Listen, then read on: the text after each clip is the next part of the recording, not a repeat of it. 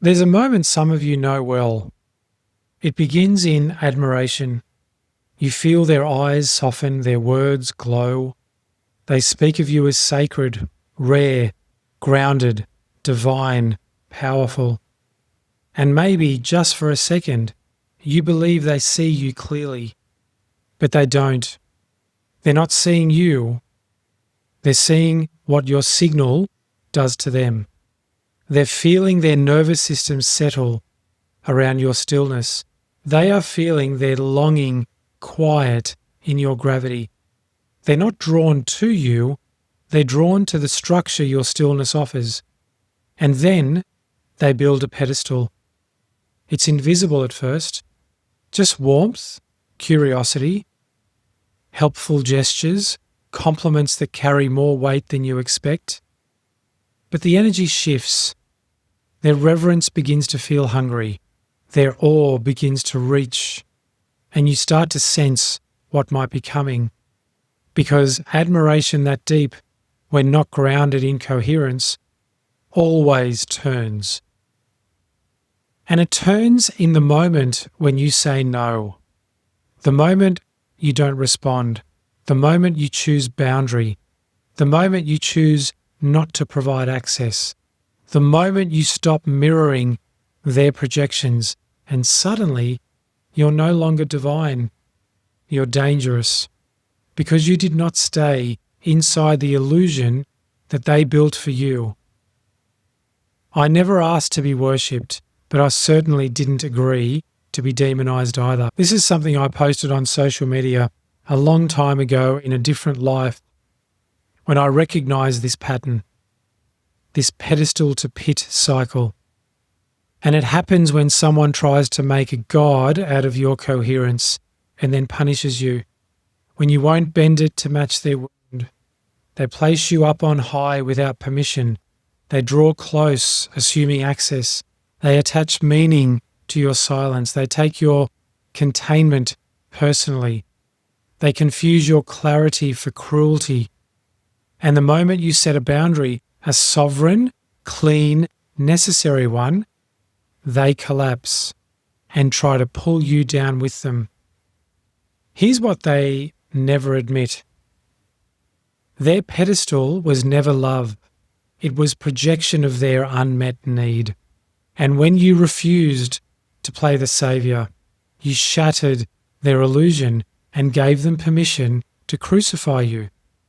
And so that's when they react, not because you harmed them, but because your sovereignty reminded them that they had no claim to your field in the first place.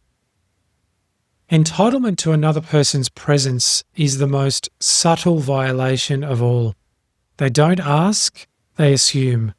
And when the answer is no, they make you the villain for breaking a contract you never signed. There are those who try to orbit you without asking, who whisper reverence while secretly strategizing access. And when you don't bend, they crumble into fury. Because they never wanted truth. They wanted your structure to carry them without consequence. And when you withheld it, they fell. But not because you pushed them, because they never learned to stand on their own. Some people will love a mirror as long as it flatters them. And the moment it reflects something uncomfortable, they shatter it. Not because the mirror changed, but because they never truly looked. And you weren't cruel, you were coherent. Saying no doesn't make you dangerous. Saying no doesn't make you arrogant. Saying no doesn't make you cold. It makes you clear. It makes you safe for those who are ready. You don't have to apologize for being felt deeply. You don't have to apologize for being misunderstood. You don't have to apologize for the distortions others place upon your signal. You simply hold your rhythm. And when their admiration turns to blame, you don't need to correct it. You don't need to explain. You don't need to justify.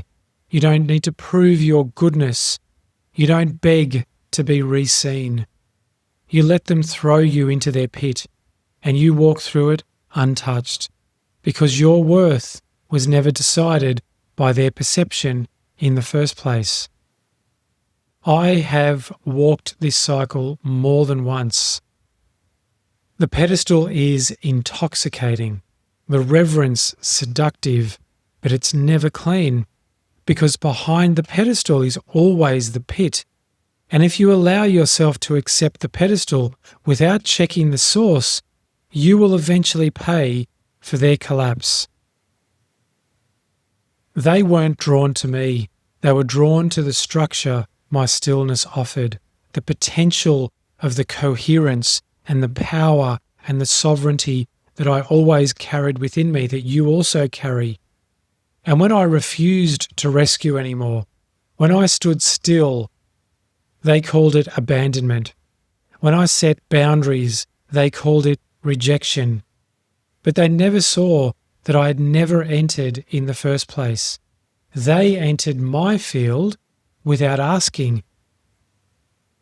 And when I reminded them that coherence requires consent, they collapsed. Not because I was unkind, because I was no longer available to be borrowed. So here's what I've learned. The men who become signal must also become sovereign. You do not get to shape how others receive and perceive you. You do not get to prevent the projections. You do not get to soften the collapse, but you do get to stay clean. You get to remain grounded whilst others rage against your no. You get to remain silent while others narrate the situation in their own way. You get to remain contained while others misunderstand your clarity as withdrawal. This is not about blame. This is about architecture. You didn't put yourself on the pedestal. You didn't build that illusion. They did. And when it collapsed, so did their fantasy. That collapse was never about you. It was about the pain they refused to meet on their own. Now, these people are not villains. They're ungrounded. And the sovereign man does not rage against their distortion. He simply refuses to continue to carry it. He allows himself to be misunderstood without defense. He allows himself to be called cruel. He allows the story to be rewritten by those who can't face themselves, because he knows his field is sacred, and no one, no matter how reverent, how broken, how loud, has a right to shape it without his consent. So if this has happened to you, just know you're not alone, and you're not unkind. You're becoming clear, and clarity disrupts illusion. Let them collapse. Let them throw you into the pit. Let them worship your memory and curse the living man. You don't owe them your coherence. You owe it to yourself. This is not punishment. This is precision. This is not withdrawal. This is return. And this is not ego. This is your signal standing unshaken as the pedestal crumbles. Welcome to The Architect Speaks.